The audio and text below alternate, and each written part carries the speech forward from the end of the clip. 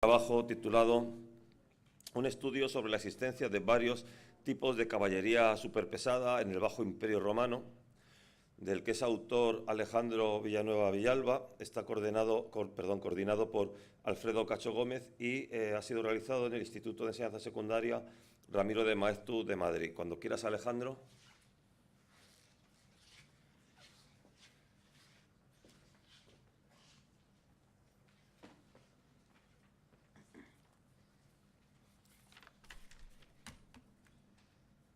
Bien, buenas tardes. Vengo aquí a presentar mi trabajo de investigación con título Un estudio sobre la existencia de varios tipos de caballería superpesada en el Bajo Imperio Romano. Llegados a este punto os estaréis preguntando, ¿de qué demonios nos está hablando? Bien, creo que es necesario explicar esto, pero antes quiero hacer mención a tres cosas que considero fundamentales para cualquier investigación. En primer lugar, la importancia del tema de investigación. En segundo lugar, la motivación personal que me llevó a hacer este trabajo. Y en tercer lugar, los objetivos que perseguí durante todo el proceso. Bien, en cuanto a la importancia del tema de investigación, es necesario que sepáis que, por extraño que parezca, este es un tema bastante popular y que este tipo de unidades a los que hago mención durante todo el trabajo son uno de los grandes clásicos, uno de los referentes en cuanto a caballería del mundo antiguo junto a los compañeros de Macedonia. Bien, este tipo de unidades de caballería superpesada no fueron utilizados solamente por el Imperio Romano, que es a quien hago mención específicamente en este trabajo, sino que fueron utilizados por un gran número de pueblos, de tribus y de imperios a lo largo del mundo, y su existencia se prolongó durante un periodo de tiempo extraordinariamente largo, llegando hasta tiempos, incluso la Edad Moderna, en determinadas zonas de la estepa. Bien, si avanzamos en el conocimiento de las lagunas que tenemos sobre la caballería superpesada en el Imperio Romano, eso quiere decir que podemos resolver muchas de las dudas que se nos pueden presentar sobre este mismo tipo de unidades en otras partes del mundo, lo que supone un avance de la historia militar en su conjunto. Bien, también os preguntaréis cuál es la motivación personal que tiene detrás este trabajo, porque parece un tema un poco extraño para investigar. La cosa es que, como he dicho antes, es un tema bastante popular y por ello yo siempre me he encontrado numerosas menciones a la caballería superpesada romana, y cada mención decía una cosa distinta y no estaban muy bien de acuerdo, y tampoco había muchas menciones a por qué decían lo que decían. Teniendo curiosidad por saber a qué se debía esto, me encontré con esta problemática que a día de hoy todavía no está resuelta, y por tanto decidí aportar mi granito de arena en este campo de investigación. En cuanto a los objetivos que perseguía la investigación, son fundamentalmente tres objetivos. En primer lugar, buscaba evaluar todas las teorías de cierto peso existentes sobre este tema de investigación, que son unas cuantas. En segundo lugar, buscaba aportar mi enfoque personal acerca de la investigación para tratar de esclarecer el problema, o intentarlo al menos. Y en tercer lugar, por supuesto, mantener la objetividad propia de un historiador, sin la cual su trabajo se ve invalidado. Bien. En cuanto a la metodología que utilicé en el trabajo, no queda otra cosa que decir que utilicé el método histórico, pero decir eso es simplemente quedarse corto, puesto que hay tantas formas de aplicar el método histórico como trabajos de investigación histórica existen. Dado que para cada trabajo de investigación, para cada problemática en concreto, hay que aplicar el método histórico de una forma determinada. En el caso de este tema de investigación, el problema más notorio a destacar es que las fuentes primarias no dan toda la información que uno desearía sobre los detalles de cada cuestión en concreto, y por ello hay lagunas en lo que uno puede interpretar, que resultan en toda esta variedad de teorías que analizo posteriormente. Por tanto, para intentar sortear este obstáculo, lo que hago es utilizar tanto fuentes primarias como secundarias y contrastar lo que dicen las fuentes primarias con las secundarias y lo que dicen las secundarias entre sí, para intentar obtener una síntesis de resultados y evaluar cuál es la mejor teoría. Para ello no podía rechazar la ayuda de una herramienta tan valiosa como es la navaja de Occam o principio de parsimonia, lo que me permitía hallar una teoría que, si bien es posible que no sea verdadera, porque uno no puede estar nunca seguro de que su teoría es verdadera, al menos sí que podía ser plausible, y según este principio tendría la mayor probabilidad de ser cierta. De nuevo vuelvo a hacer mención a la objetividad e imparcialidad del historiador en la investigación, puesto que es una condición sine qua non para que una investigación histórica sea considerada como tal. Bien. También me gustaría hacer una pequeña reseña de las fuentes que utilicé en la investigación. No son todas, simplemente es un pequeño extracto. Algunas menciones que me gustaría destacar especialmente por su importancia a la hora de investigar este tema. En cuanto a fuentes primarias, encontramos la Noticia Dignitatum, el Ars Tactica de Arriano y las historias de Ammiano Marcelino. Voy a explicar un poco lo que es la Noticia Dignitatum y por qué es tan importante a la hora de explicar este tema, porque en el mundo de la historia militar romana es la fuente más importante, de las fuentes más importantes, si no la más importante por sus características. La Noticia Dignitatum básicamente es un documento de la administración romana en que se presenta un compendio de unidades militares y su situación geográfica en el imperio, detallando las características más específicas de cada unidad. Por tanto, este desglose nos permite ver la estructura, o sea, es como una especie de fotografía del ejército romano en un periodo concreto. En este caso es a finales del siglo III o principios del siglo IV. Bien, en cuanto a fuentes secundarias, aquí he incluido a Mielcharek, a Soria Molina y a Eadi, entre tantas, y me gustaría hacer especial mención a Mielcharek, puesto que es sin duda la fuente más citada en todas las fuentes secundarias acerca de este tema, desde el año de su publicación en 1983. Y en este trabajo va a salir, en esta exposición va a salir bastante porque es un autor prolífico y que ha creado teorías con mucho peso en este campo. Bien, antes de proceder al tema, es necesario hacer un pequeño acercamiento histórico al mismo.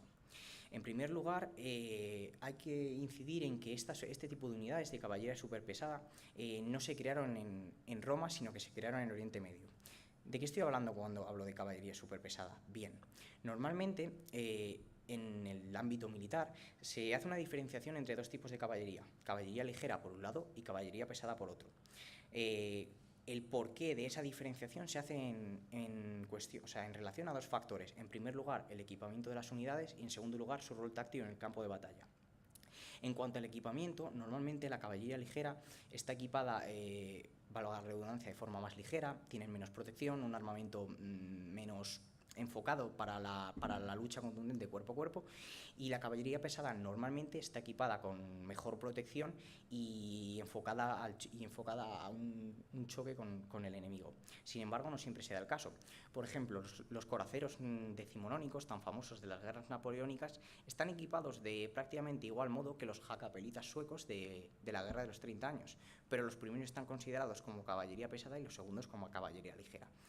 Aquí entra en juego el segundo factor que he mencionado para hacer la distinción entre los dos tipos de caballería, que no es sino el rol táctico. La caballería pesada normalmente está enfocada al choque contra el enemigo, a romper las formaciones de infantería o de otra caballería, mientras que la caballería ligera principalmente se enfoca a la escaramuza, al choque ligero, a luchar contra unidades apartadas. De vez en cuando sí que se la utilizaba en choques contra formaciones mayores, pero es un evento más extraño porque no es el papel para el que están pensadas, y además también servían para tareas de exploración y forraje.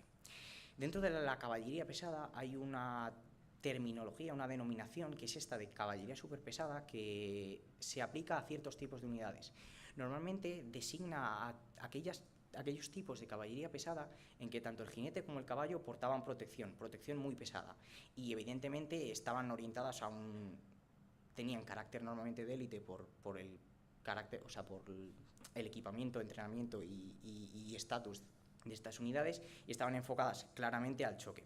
Un ejemplo más allá de esta caballería superpesada en el mundo antiguo serían, por ejemplo, los caballos corazas renacentistas, en otras palabras, los típicos caballeros en arnés de placas que todos tenemos en la cabeza, que serían otro posible ejemplo a considerar como caballería superpesada. Bien, volviendo a la introducción, al pequeño acercamiento histórico sobre el tema, la primera vez que los romanos se encontraron con unidades de este tipo fue en la guerra romano-siria contra el Imperio Seleucida, uno de los estados sucesores del Imperio de Alejandro Magno, entre 192 y 188 a.C. Destaca especialmente la batalla de Magnesia, en el año 190 a.C.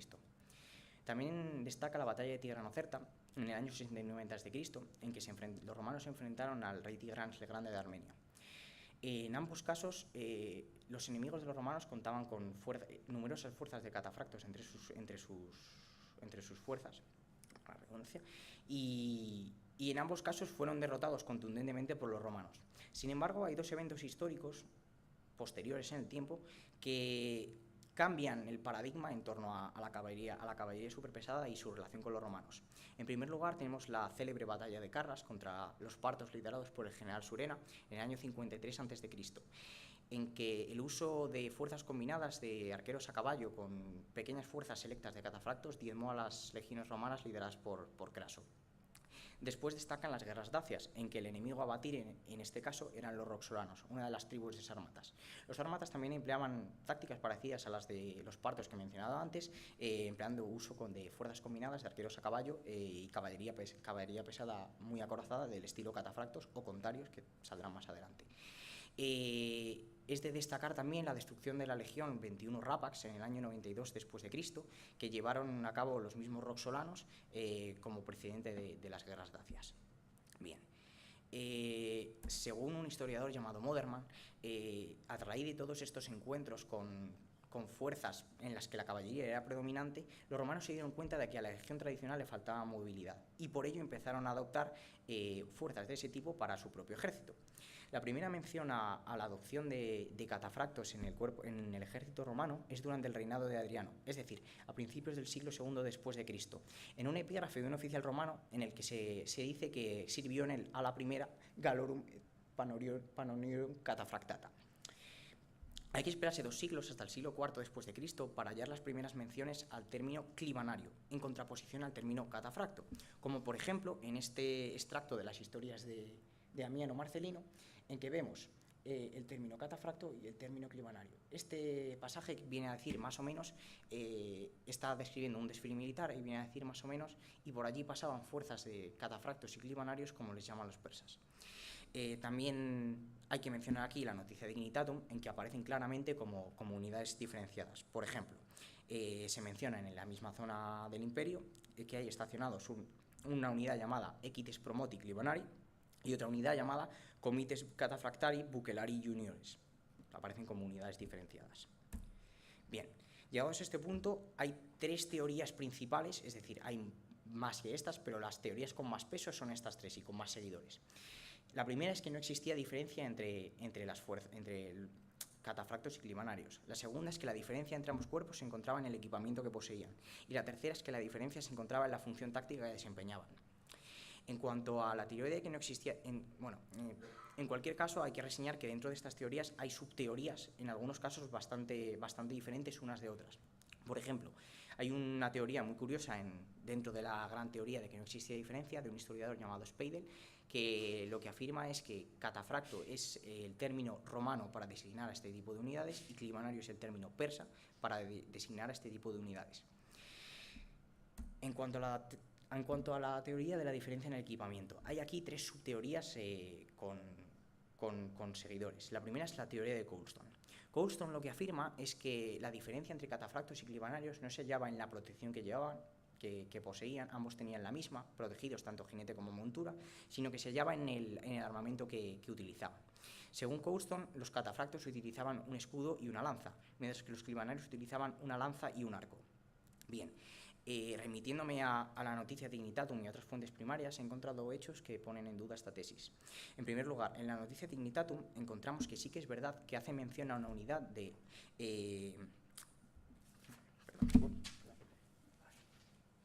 Sí que es verdad que hace mención a una unidad de Equites Sagittari Clivanari, es decir, caballeros clivanarios arqueros, pero es la única unidad en la que se especifica que sean arqueros. He dicho antes que en la noticia Dignitatum solamente se aportan los detalles más característicos de cada unidad.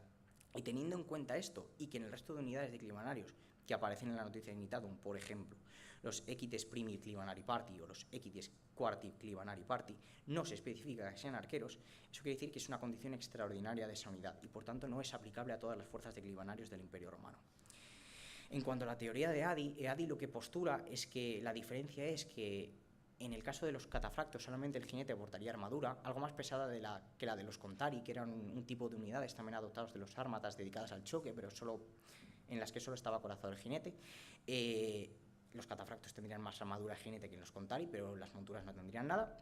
Y los clivanarios sí que portaban, armadura, tanto jinete como caballo.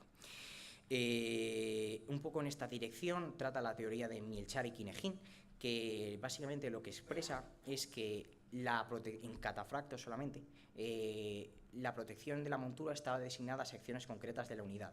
Por ejemplo, la vanguardia de la unidad y los flancos o la oficialidad. Según un historiador que se llama Vicente Sánchez, esto se debía a que de esta forma, al ser solamente la vanguardia y los flancos que debían absorber el choque, se lograba que el enemigo pensara que la unidad estaba mejor protegida de lo que en realidad estaba y por tanto era más poderosa de lo que era en realidad, aportando este toque de poder psicológico que es tan importante en el campo de batalla. Sin embargo, en fuentes primarias hay algunos apuntes de ciertas fuentes que van un poco en contra de esta tesis. En Amiano Marcelino también hay una mención a cómo la montura de unos catafractos, y lo decía específicamente catafractos, está protegida, y también en Flavio Arreno, en su Ars Táctica, dicen: de los jinetes del ejército, algunos son catafractos, otros no. En los que sí lo son, tanto los hombres como los caballos están cubiertos. Teniendo en cuenta que ambas fuentes son una del siglo III y la otra del siglo IV después de Cristo, es innegable que en esas épocas los catafractos sí portaban protección para las monturas.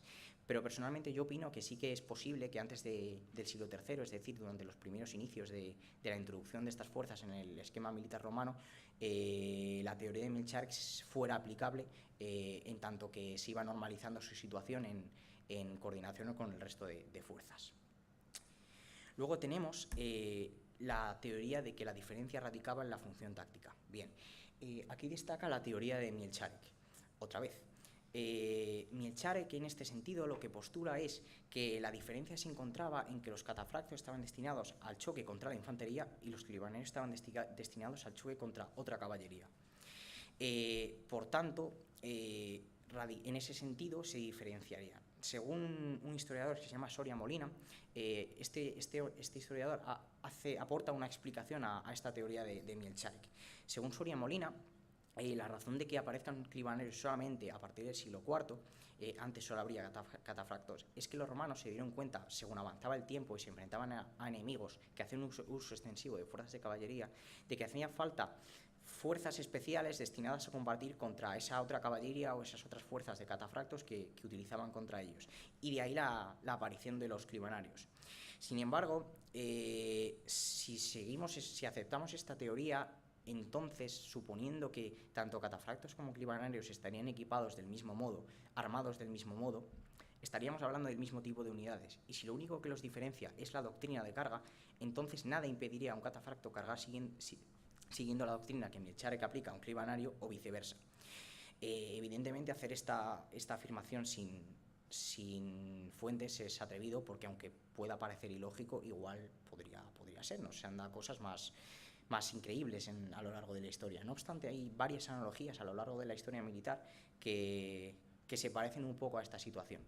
Un análogo quizá podría ser el caso de los caballeros normandos representados en el tapiz de Bayeux, en que se representan cargando de tres formas diferentes: con la lanza por encima del hombro, con la lanza a la altura de la cadera o con la lanza en ristre, técnica que se estaba inventando en esos momentos. Por otro lado, queda también el análogo de los húsares alados polacos, que quizás se asemeja un poco más a esta cuestión. Los húsares alados son famosos porque después de la carga normalmente todos los jinetes llevan un arma secundaria. Después, además de su lanza, los húsares alados llevaban tres tipos de espadas consigo mismos, dependiendo del tipo de enemigos a los que se enfrentaran.